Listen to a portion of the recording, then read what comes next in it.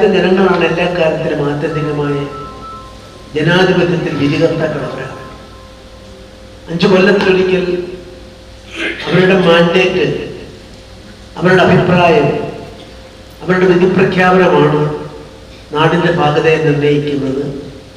രാഷ്ട്രീയ പാർട്ടികളുടെ ഗതിവിഗതികൾ നിയന്ത്രിക്കുന്നതും അത് തന്നെയാണ്. അങ്ങനെയുള്ളപ്പോൾ ഞാൻ ഇവിടെ ഇത്രയും ആളുകൾ ഒന്നിച്ചു കൂടിയിരിക്കുന്നു.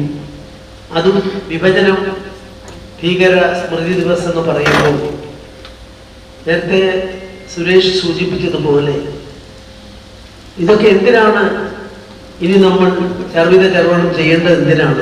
എന്തിനതിനെപ്പറ്റി പഠിക്കണമെന്നുള്ള ചോദ്യവും ചില ആളുകൾ ഉന്നയിക്കുകയാണ്. ഞാൻ ആരെയും പഠിക്കാൻ ആഗ്രഹിക്കുന്നില്ല. പക്ഷേ ചരിത്രം തിരിച്ചൊഴുക്കില്ലാത്ത ഗതിപ്രവാഹമാണ്. ഒരിക്കൽ ചരിത്രം അങ്ങ് ഒഴുകിപ്പോയാൽ അത് നമുക്ക് തിരിച്ചു കൊണ്ടുവരാൻ സാധിക്കില്ല. പക്ഷെ ചരിത്രത്തിൻ്റെ ആ ഒഴുക്കില് അതിൻ്റെ അന്തസ്സത്തെ ഉൾക്കൊള്ളുകയും സാക്ഷീകരിക്കുകയും പുതിയ തലമുറയ്ക്ക് അത് പകർന്നു കൊടുക്കുകയും ചെയ്യേണ്ട ബാധ്യത എല്ലാ പൊതുപ്രവർത്തകർക്കും ഉണ്ട്.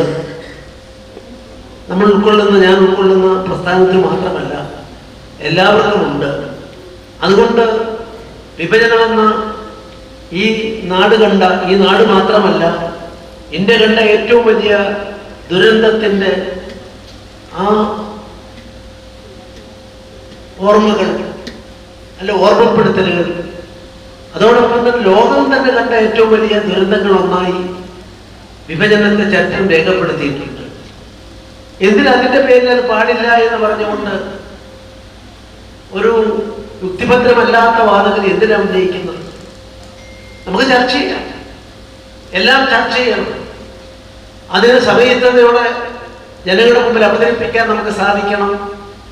അതിൽ വികാരത്തെക്കാൾ വിചാരത്തിന് പ്രാമുഖ്യം കൊടുത്തുകൊണ്ട് അത്തരം വിഷയങ്ങൾ ചർച്ച ചെയ്യണമെന്ന് ആഗ്രഹിക്കുന്ന ആളാണ് ഞാൻ. വികാരവും വിചാരവും നമ്മുടെ മുമ്പിൽ പറയാനിടയായത് വികാരത്തിന്റെ അടിസ്ഥാനത്തിൽ മാത്രം ഒരു തലമുറയെ മുന്നോട്ട് കൊണ്ടുപോകാൻ സാധിക്കുമെന്ന് ഞാൻ കരുതുന്നില്ല. ഞാൻ തുറന്നു പറയുകയാണ്. അപ്പൊ ആളുകളുടെയിലേക്ക് നമ്മൾ കാര്യങ്ങൾ എത്തിക്കണം. അവരുടെ ചോദ്യങ്ങൾക്ക് മറുപടി പറയാൻ ബാധ്യതയുണ്ട്. കുപ്രചരണങ്ങളെ അരങ്ങു തകർക്കുന്ന കുപ്രചരണങ്ങളെ യുക്തിഭദ്രമായി അതിന്റെ മുനയൊടിച്ച് ജനങ്ങളുടെ മുമ്പിൽ സാധൂകരിക്കാൻ സാധിക്കണം. ആ അർത്ഥത്തിൽ നമ്മുടെ രാജ്യത്തുള്ള മുഴുവൻ ജനങ്ങളോടും പ്രതിബദ്ധതയുള്ള ഒരു പ്രസ്ഥാനത്തിന്റെ പ്രവർത്തകന്മാരാണ് നാം ഓരോരുത്തരും ഇത് ചിന്തിക്കേണ്ടതായിട്ടുണ്ട്. അങ്ങനെ വരുമ്പോഴാണ് വാട്ട് വാസ് പാർട്ടീഷൻ, എന്തായിരുന്നു പാർട്ടീഷൻ? ഇവിടെ നെഹ്റുജിയെ കുറിച്ച് പറഞ്ഞു. ശരിയാണ്, നെഹ്റുജിയെ കുറിച്ച് പറയുമ്പോൾ ഞാൻ അടൽ ബിഹാരി വാജ്പേയി നെഹ്റുജിയെ കുറിച്ച് പറഞ്ഞതും ഓർക്കും. അദ്ദേഹത്തിന്റെ വിഭജനത്തോട് ബന്ധപ്പെട്ട ഒരു സംഭവം മാധ്യമ സുഹൃത്തുക്കളുള്ള വേദിയായതുകൊണ്ട് ഞാൻ അതിലെ വിശദാംശങ്ങളിലേക്ക് ഒരു വിവാദത്തിലേക്ക് പോകുന്നില്ല.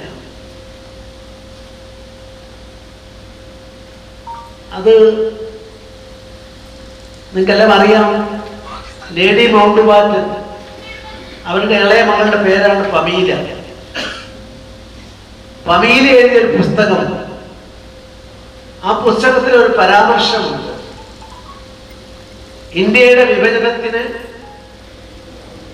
എൻ്റെ അമ്മയും എൻ്റെ പിതാവും നെഹ്റുജിയും എല്ലാം തിരഞ്ഞെടുത്ത തീരുമാനം, എൻ്റെ അമ്മയെ ഉൾപ്പെടെയുള്ളവരെടുത്ത തീരുമാനം, അത് ഒരു സ്വിമ്മിംഗ് പൂളിന്റെ അടുത്താണ് ആ തീരുമാനം എടുത്തതെന്ന് പറഞ്ഞ് അവർ എഴുതിയിരുന്നു. വിവാദമായപ്പോൾ അന്നത്തെ പ്രതിപക്ഷങ്ങളുടെ എല്ലാം അമരക്കാരനായ അടൽ ബിഹാരി വാജ്പേയി പറഞ്ഞു അത് വേണം ഉപയോഗപ്പെടുത്താമായിട്ട്.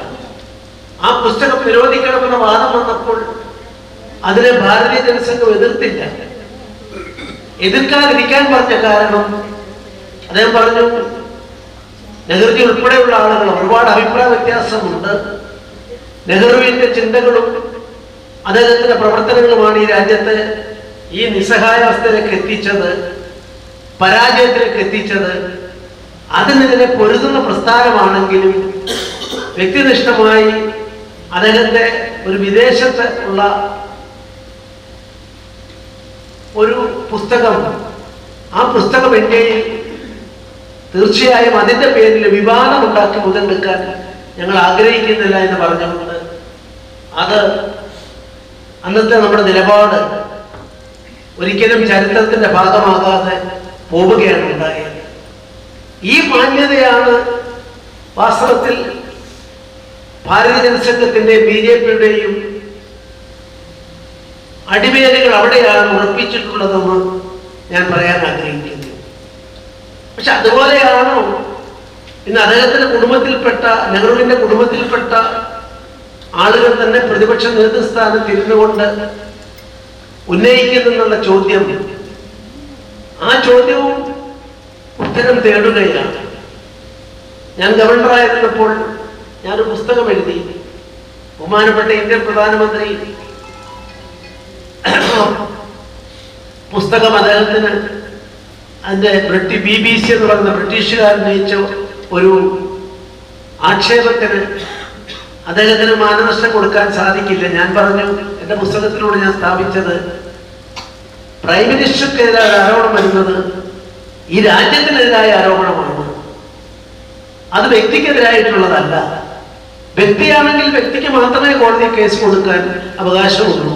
പോലീസിന് പോലും മാനനഷ്ട കേസ് എടുക്കാൻ അവകാശമില്ല. പക്ഷേ വ്യക്തി രാഷ്ട്രമായി മാറുമ്പോൾ അതിനുള്ള കോടതി വിധികളൊക്കെ ഉണ്ട്. അതുകൊണ്ട് ഇന്ത്യൻ പ്രധാനമന്ത്രിയെ ആ നിലയ്ക്ക് BBC അന്ന് പറഞ്ഞ കാര്യങ്ങളെല്ലാം നിങ്ങൾക്കറിയാം. ഞാനത് അതിലേക്കൊക്കെ പോയ വെറും ചരിത്രത്തിന്റെ തനി ആവർത്തനമാണ് ഞാനിവിടെ ചെയ്യുന്നത്. അതെന്റെ ഈ പറഞ്ഞ സമയത്തുള്ള തീർക്കാൻ സാധിക്കില്ല. പക്ഷെ ബ്രിട്ടനിൽ പോയിട്ട് ഇന്ത്യയിലെ പ്രതിപക്ഷ അന്നത്തെ ഈ പറഞ്ഞ പാർട്ടിയുടെ നേതാവ് ആക്ഷേപങ്ങളുടെ ശരമുന്നയിച്ചു. BBC-ക്കാരത് ഇന്ത്യൻ പ്രധാനമന്ത്രിയെ ലോകത്തിന് മുമ്പിൽ കുറ്റക്കാരനായി കണ്ടെത്താൻ ഒരു FIR പോലും ഇടാത്ത ഒരു സംഭവത്തിന്റെ പേരിൽ സുപ്രീം കോടതിയുടെ special investigation team clean chit നൽകി, ക്ലിയർ ആയിട്ടുള്ള വെർഡിക്റ്റ് നൽകി. കുറ്റവിമുക്തൻ കുറ്റവാളി ആയിട്ടില്ല, പക്ഷെ കുറ്റത്തിന്റെ വിദൂരതയിൽ പോലും ഇല്ലെന്ന് പറഞ്ഞ ഒരാളിനെ ഇന്ത്യക്ക് പുറത്തു പോയി ഈ തരത്തിൽ കുറ്റവാളിയാക്കുകയും BBC അത് ഏറ്റെടുക്കുകയും ഒക്കെ ചെയ്ത സംഭവം ഞാൻ ഓർക്കുകയാണ്. ഇത് രണ്ട് കാഴ്ചപ്പാടിനെയാണ്.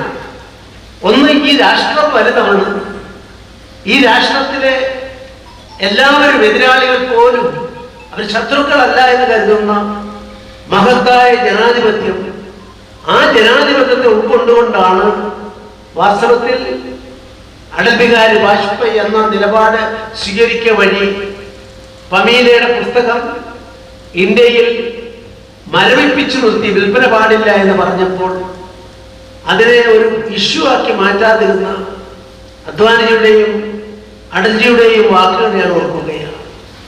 ഇത് നമ്മുടെ അടിസ്ഥാനപരമായ കാഴ്ചപ്പാടിന്റെ അടിവേരുകൾ പതിയിരിക്കുന്ന ഒന്നാണ്. അവിടെ നിന്നുകൊണ്ട് ഈ സമീപത്തെ ഇതിനെ കാണാൻ ആഗ്രഹിക്കുന്നുവെങ്കിലും വർത്തമാന കാലഘട്ടത്തിൽ വിഭജനം, ആ വിഭജന പശ്ചാത്തലം ജനമനസ്സുകളിലേക്ക് വളരെ നഗ്നമായി, ക്രൂരമായി, നിഷ്ഠുരമായി ഒരു ജനാധിപത്യ സംവിധാനത്തിനും രാജനൈതിക സംവിധാനത്തിനും നമ്മുടെ നാടിനും യോജിക്കാത്ത തരത്തിൽ വിഭജനത്തിന്റെ അന്തരീക്ഷം ഇവിടെ സൃഷ്ടിക്കുകയാണ്.